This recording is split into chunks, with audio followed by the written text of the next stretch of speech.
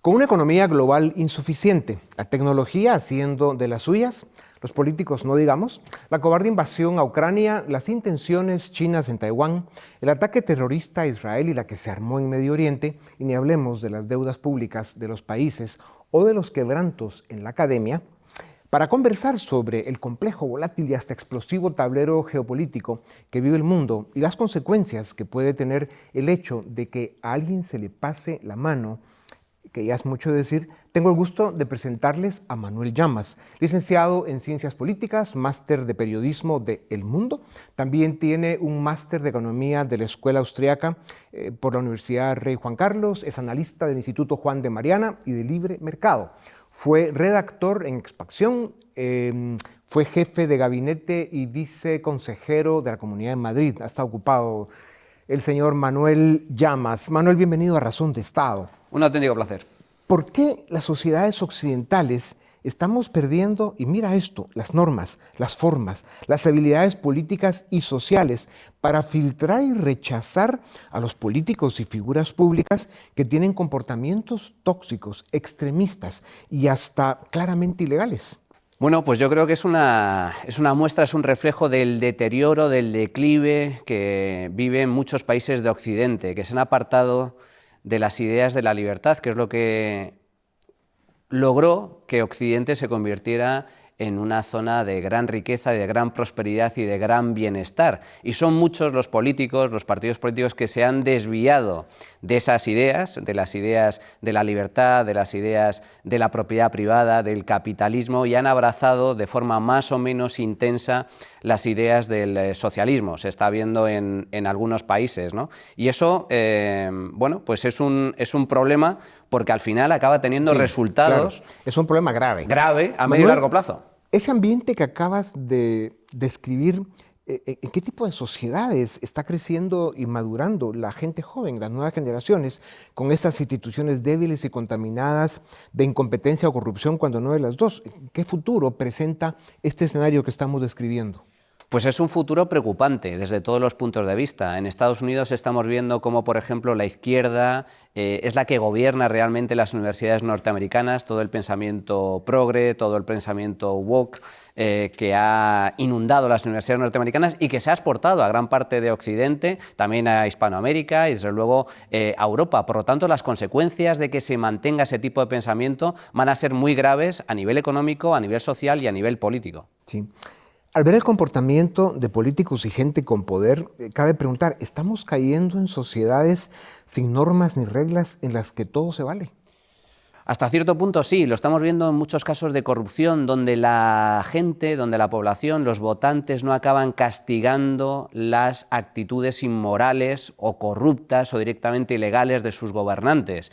Y eso es un grave problema. También se está viendo con el deterioro de la separación de poderes, que es uno de los principios básicos de cualquier democracia liberal, de cualquier democracia asentada. Los gobiernos y los políticos autócratas tienden a minar la separación de poderes para mantener el control cada vez mayor sobre la sociedad y sobre los gobiernos. Y lo trágico es que en las democracias son muchas las poblaciones que por desconocimiento, por incultura o por manipulación política creen en falsos profetas, compran ese tipo de mensajes erróneos e incluso perdonan casos de corrupción. Y hablando de autócratas, aunque en este caso se trata más de un criminal, de un genocida, de un ser humano que no debería llamarse así, sobre la cobarde invasión de Rusia a Ucrania, ¿cómo ves la reacción de Europa y Estados Unidos a estas alturas? ¿Crees que Ucrania puede seguir resistiendo? ¿Qué le pasa a Occidente si Ucrania cae? Ucrania es la frontera con la dictadura rusa y por lo tanto es fundamental apoyar al gobierno ucraniano. Nos jugamos mucho en Ucrania, la libertad, el mundo, Occidente, porque la caída de Ucrania podría desembocar en la caída de otros países a manos de Rusia, como son los países del este de Europa. Por lo tanto, ahí nos jugamos mucho. Es evidente que no puede haber una implicación directa, porque eso sería declarar la Tercera Guerra Mundial. Ucrania no pertenece al ámbito OTAN, pero desde luego todo Occidente debería volcarse en apoyar con todo tipo de financiación, ayuda y desde luego material militar al gobierno ucraniano. Claro. Manuel, Rusia se puede definir como un Estado criminal. Ha utilizado desinformación y financiamiento ilegal en campañas electorales en México, Colombia, Bolivia y hasta en Estados Unidos en los últimos años. ¿Cuáles son las consecuencias de esta agresividad para la soberanía y la estabilidad de Estados Unidos y en general de toda la región latinoamericana? Rusia es amiga de todos los enemigos de Occidente y desde ese punto de vista Rusia va a hacer todo lo posible por todos los medios posibles para desestabilizar a las democracias occidentales, tanto en el continente americano como especialmente en Europa. Es lo que se conoce comúnmente como guerra asimétrica. No es una guerra directa, no es una guerra militar, una guerra bélica, pero hay guerra desde el punto de vista de información, desde el punto de vista de influencia política, desde el punto de vista de ámbito o influencia en el ámbito académico, y Rusia siempre va a apoyar a todos los movimientos sociales y políticos que logren desestabilizar o polarizar las sociedades occidentales. Y Occidente, desde mi punto de vista, no es consciente de ello y no está haciendo lo mismo, no se está protegiendo frente a esa agresión. Claro, y esto pinta peor si el hombre anaranjado llega a la Casa Blanca a finales de este año. Pero bueno, Manuel, Estados Unidos ha mostrado apoyo a Israel, pero ha buscado prevenir una extensión del conflicto a una guerra regional. ¿Cómo evalúas la posibilidad de que Israel tome medidas unilaterales todavía más a fondo que puedan complicar la posición de Estados Unidos en la región? ¿Y cuál es tu perspectiva de lo que viene en Medio Oriente en los segundos que nos quedan?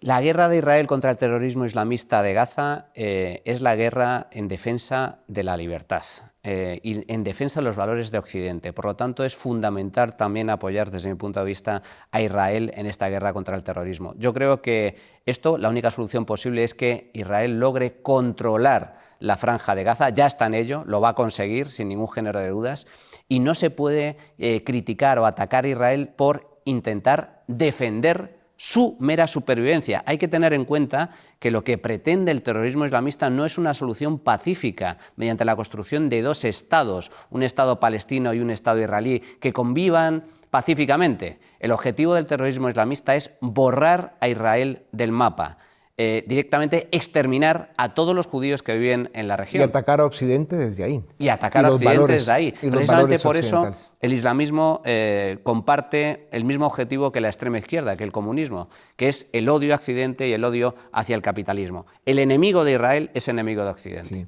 Es tan importante comprender esto y es aún más el que intelectuales de tu calibre y con tu juventud sigan en todas las mesas del debate público defendiendo y promoviendo las ideas de la libertad que hoy están en peligro. Muchísimas gracias. Manuel, gracias.